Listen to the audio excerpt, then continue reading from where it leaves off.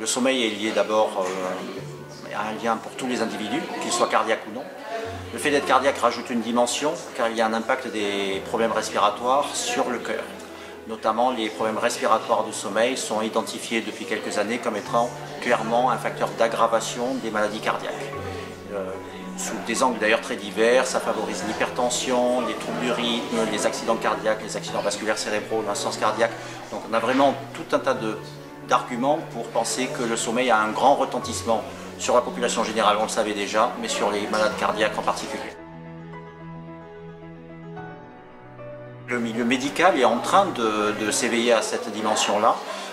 Donc la population n'est pas au courant, on le ressent bien dans le sens où quand on fait les interrogatoires de patients, on voit bien qu'ils ne font pas le lien entre le sommeil et leur vie, leur santé. Et quand ils sont cardiaques, pas davantage. Donc souvent c'est une source de révélation que de leur apprendre que leur sommeil a de l'importance, notamment pour leur cœur et d'une façon très générale pour leur santé.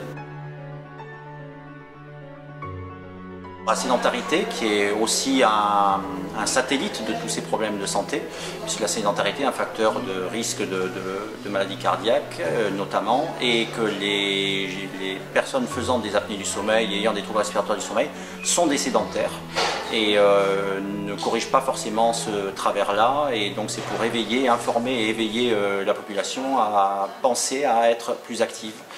Et ça contribuera, on a des arguments là aussi, et ça contribuera à améliorer leur santé.